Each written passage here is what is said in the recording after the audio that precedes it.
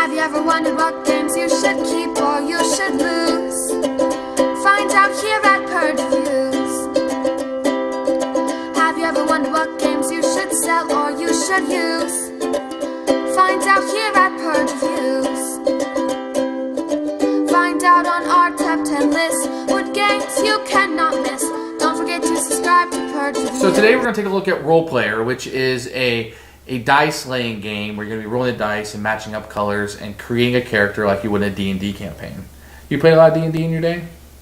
I've only played one D&D game, and that was with a character that was given to me, and I just went in and played. And just had fun. Did you like it? Yeah, it was cool.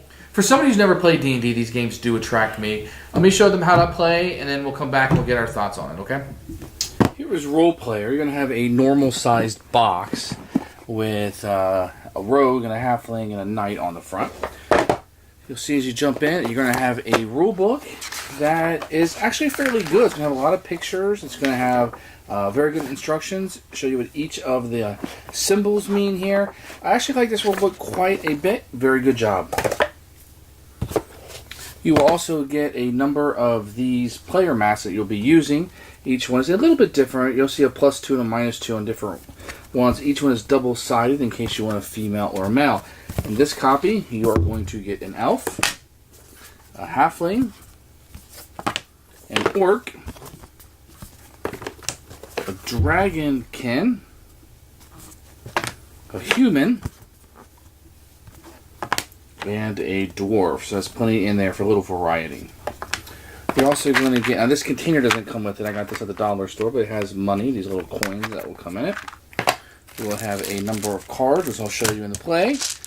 You're going to get a small set of cards, which will be your alignment. That's little cubes and tokens that we'll be using. And in here are all the dice, which will come big, chunky, 6-sided dice in different colors. They're just normal dice. Nothing to write home about. But they are big and nice and chunky, and they roll great. So each player will pick out a character where they want it to be male or female. They're double-sided. And you always see that they'll always have a +2 and a -2, which will kind of help you out. Then you will take one of these classes that you will have with these star tables. They're all double-sided. You can see the barbarian, the druid, the sorcerer, the thief, the hunter, and so forth. So you'll take one of these, and say you want to be the barbarian. You would place him here, and it would tell you what color that you're going to be. So then you would take that color of cubes, and you would have those. One would go here. In addition, you're going to choose one of these backstories. And these are the backstory cards. You see the Chosen One, the Street Urchin, the Lost Soul, Persecuted, Exonerated, so on. There's a bunch of these, and they kind of just make up your story. So this one is going to be a dwarf. He's a barbarian and a Chosen One. And then you'll take one of these alignment cards, which you'll be moving around. So in this case, you're going to have the Hermit, Eccentric, Rebel, Narcissist, a Protector. So let's go ahead and make this guy a Protector. And you'll see if he's really good, he's going to score points. If he's evil, he's not. So this is kind of a good guy. And the alignment will go right there. And this can be totally randomized when you're playing the game. So you roll the dice and you put them lowest to highest. You see your initiative 1, 2, 3, 4, 5. There's a tie. You can just choose if they're different colors, whoever the first player is. On your turn, what you can do is take one of these dice. And you'll see up in the corner that these two actually give you a coin if you take 2 or 4. So you'll take this. This will be the initiative order that you're buying the cards in. And you'll be able to utilize this die. And what you'll do is that you'll use this die to put it anywhere on the board, and you'll make up your character.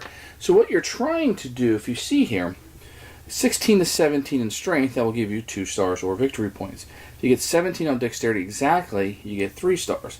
You also want to look at this. Now, I want to get a black on Constitution here, but when you set a die, you always have to set it here first. So maybe I'll take this red one and put it here, hoping I get a black next time to put in there. And if you look here, the more that you are able to get in this order, the more stars and victory points you'll get. In addition, you're going to have your alignment over here, and there'll be ways for this to move up or down, and you'll score victory points or lose victory points based on where this alignment is at the end of the game. And there will be enough rounds to fill this up. Now, when the game starts, you will also start with a number of these holes already filled through random drafting of the dice, but I'm not showcasing that, just how this works. So after you get your dice, based on what row, you can utilize a power. So this one allows you to turn a die over to the other side if you wanted to. This one allows you to take 2 dice. So you have 2 dice here. Well, here. Then you can just swap them in their location. This one allows you to add 1 or subtract 1. So I could make this one a 2 if I wanted to. Remember, I'm trying to get a certain number across in order to score victory points. This one allows you to re-roll dice. Put it back in the spot that it was in. This one allows you to move 1 spot on your alignment any way you want to go. That's what Wisdom allows you to do. And Charisma is going to let you take one of these tokens, which will give you -1 coin when you're buying cards. Let's talk about that market right now. Okay, so you're going to have market cards that have 1 dot, which you'll start the game out with. So you're going to have 2 sets of market cards. You're going to have the ones with 1 dot and the ones with 2 dots. Obviously, the 1 dots come first. And a number of these will be face up for the players to choose from. Now, based on what... Now, these market cards will be here, and the players can choose these and purchase these based on what initiative order they took. So, if you look up here in the top right corner, there's also a way the alignment will work. So, some of these, like a trait, if you take this, your alignment over here will actually move over to the right. This one will move up. So if you're very courageous, that's seen as a good thing. And this guy is a protector, so he definitely wants to move his up. The traits, you move them up when you get them. Some of these that are like skills, like this one, Intimidate, you would move it to the right whenever you want to utilize the power, and then you would tap it to show that you've utilized it. At the end of the round, you can untap 1 of your cards, just 1. So it's very careful about which ones you utilize and use. And all you're doing really is just filling this up, and you're drafting the dice. You're buying these cards that will either allow you to set collect or do good stuff or mitigate the dice, also utilizing the powers that you have. So that's just a quick overview of how Role Player is played. So that's how you play Role Player. We also played it together, which was not filmed. What did you think about it, Pedro? I really enjoyed it. I thought it was a good game.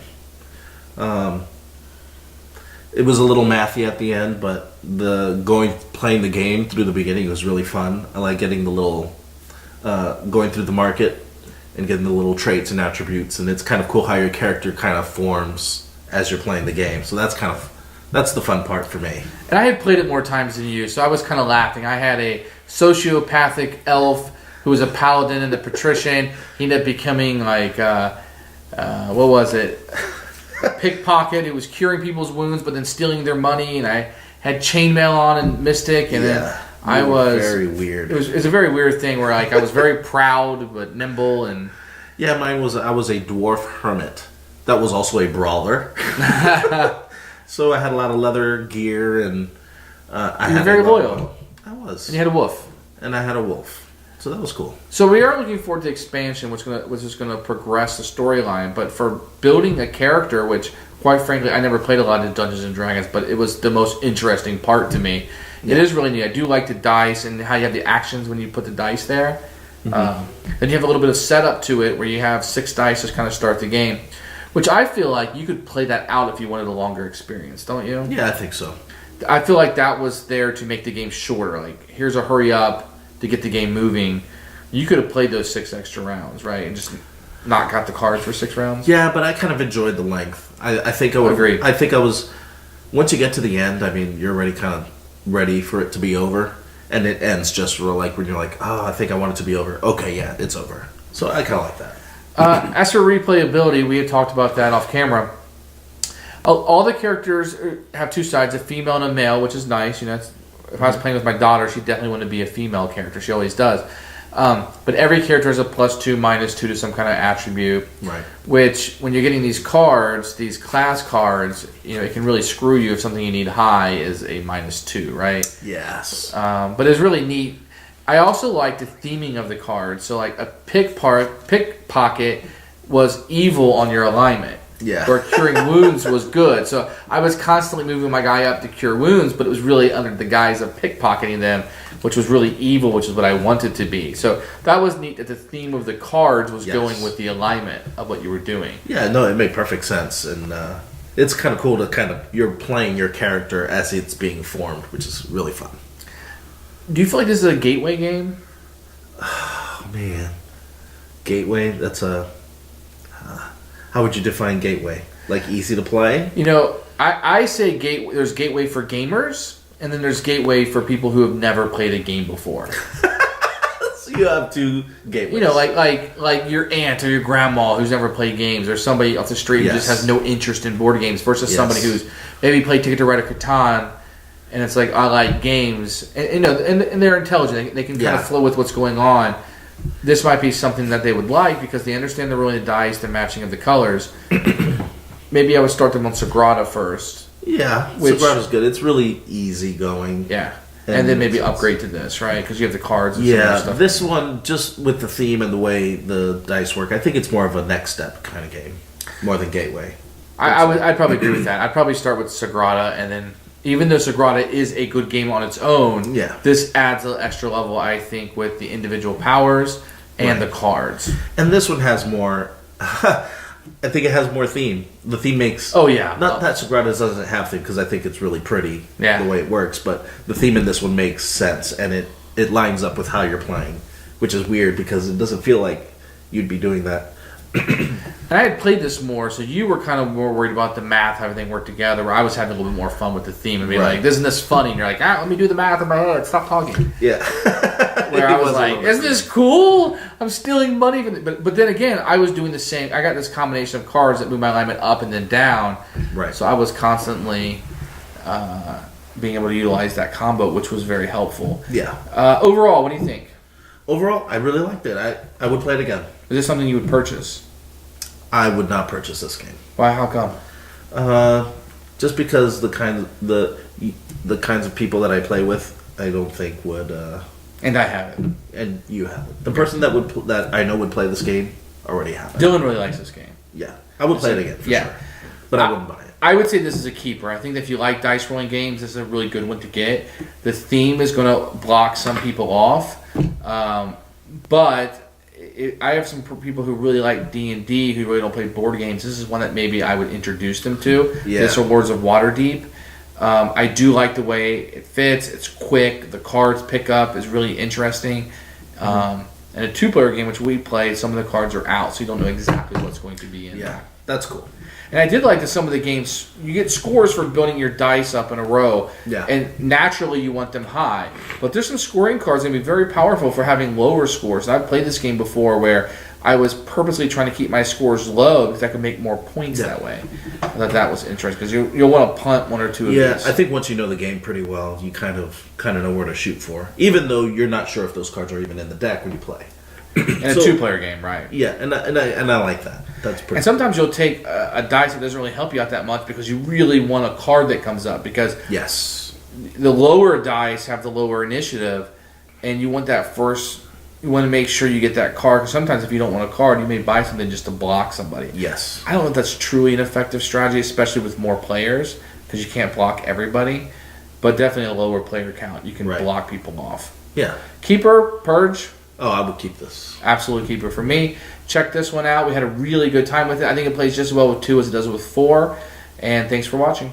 Thanks for watching the video. I really appreciate you tuning in. If you liked it, please like it and hit that little subscribe button. That really helps out the channel. Lets us know that you're getting the videos that you want. If you agreed or disagree with what I said, feel free to comment below. I'd love to hear what you have to say, and I promise that I will comment back. Thanks for watching, and everybody else, keep playing games.